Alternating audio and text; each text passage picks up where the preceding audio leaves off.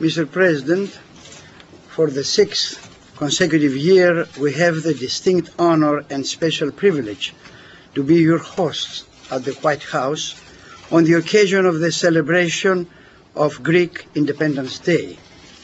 As Greek American Orthodox community, we are deeply grateful for such a great honor and for your exceptional kindness to sign the pertinent document of proclamation, a proclamation that pays tribute to the historic day of March 25, 1821, which is a symbolic day of the Greek War of Independence, or Greek Revolution, that ended with the liberation of Greece after 4 bitter centuries under the painful occupation and rule of the Ottoman Empire. The remarkable issue here is that the Greek Revolution was not an isolated event or a rare phenomenon.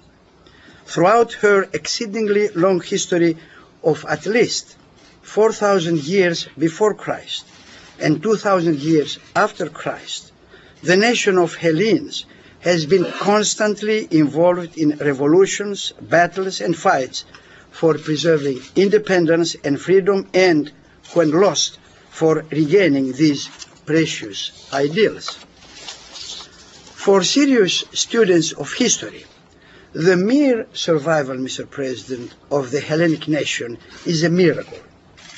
Greece has always been a nation with a small population, located in a very important geopolitical area which has been a permanent passageway for people and a battleground for armies, not simply for years or centuries, but for millennia.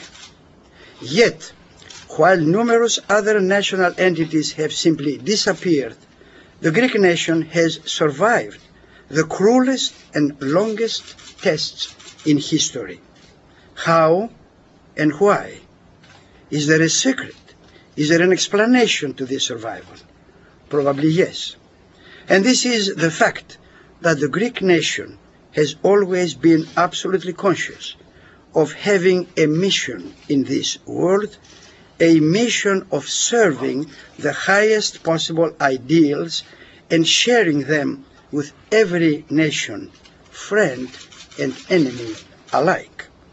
This awareness and condition of mission explains not only the mere survival, but the Greek nation's brilliant, most generous, universal contributions to the ideals of freedom, human dignity, and democracy.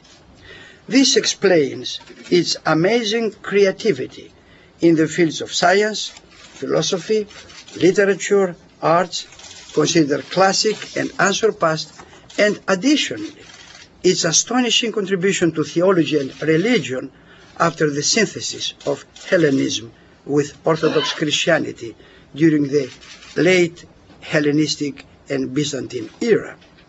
So then, the celebration of Greek Independence Day is not a celebration of a historically limited event, but of a unique, diachronic, and universal achievement by the Greek nation in whatever is true, whatever is just, whatever is pure, whatever is lovely, whatever is gracious, whatever belongs to excellence, whatever belongs to virtue, whatever is worthy of praise, to use the language of St. Paul from his letter to the Philippians, the Greek people of the city of Philippi in Greece. In the center of all this is a passion for freedom and independence, for justice and peaceful coexistence, the most precious gifts of God. From such a perspective, America, here, is the place for a very appropriate celebration of such unique gifts. We give the warmest thanks to God for living in this beloved country, the United States of America, which exemplifies in the most clear way the superb classic achievements that we have mentioned. Here in America, we do not celebrate occasionally these great achievements. Rather, here we feel daily the universal demand for freedom, we constantly experience the need for justice for all, we incessantly breathe the air of true democracy, and we deeply share the pain of all those who look for reconciliation and peace on earth. We are aware, Mr. President, of your commitment to these great ideals of the universal Hellenic heritage, and we are also aware of the complex and formidable problems that you face in translating the noble principles of freedom and democracy, justice and peace into a palpable reality. Please be assured that you have our wholehearted prayers in your exceedingly delicate handling of all such relevant issues, and the expression of our faith that with the help of the Almighty God, present and future difficulties will be overcome, and freedom, democracy, and peace for all will finally prevail, Mr. President. Thank you. Thank you, Ernest.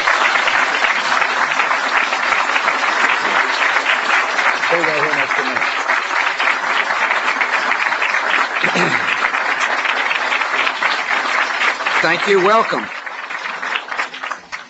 Your Eminence, thank you for your kind words. You're a philosopher. You're a wise person. You're an incredibly compassionate soul. And I'm proud to call you friend. Thank you for being here.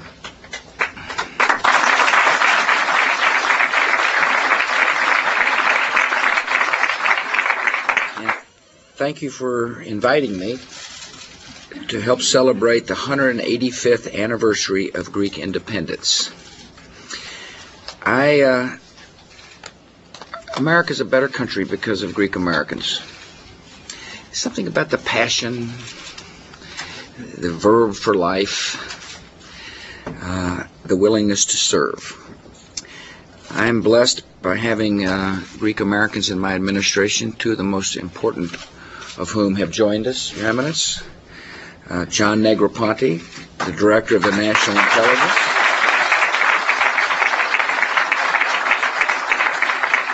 and the Homeland Security Advisor, Francis Fragos Townsend.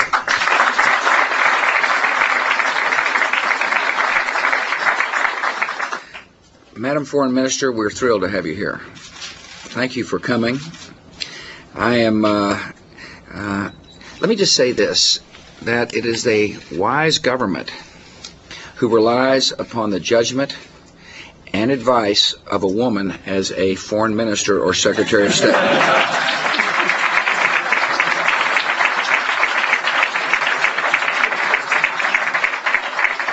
And I look forward to sharing our visit with my mother and dad, who are close to the minister, and I know they're going to be thrilled to know that you're strong and optimistic in serving your great country with class and dignity. Mr. Ambassador, thank you as well. Good to see you, sir. I appreciate Christos Foyas, who's the Deputy Minister of Economy for Greece. Welcome, sir. It's good to see you. I am really pleased that Senator Paul Sarbanes is with us today. He has served with great distinction in the United States Senate. He is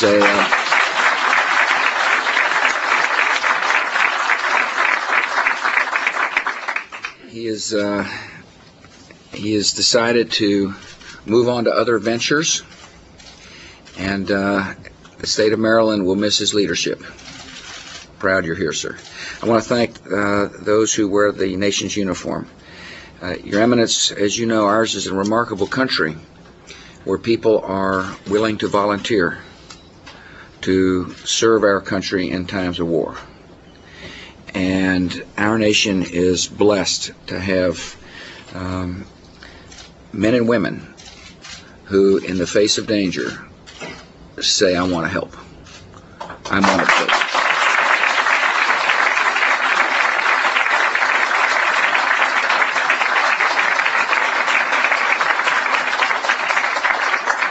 thanks for coming. More importantly, thanks for serving. I know you share the same feeling I share, that it is an honor to serve the United States of America. I want to thank the other Greek Americans, leaders and folks who are here. Thanks for coming. Thanks for traveling long distances to be here in Washington. We honor Greek Independence Day because of the values we share. That's why it's a comfortable event. That's why it's an important event, Your Eminence. The ancient Athenians gave birth to democracy.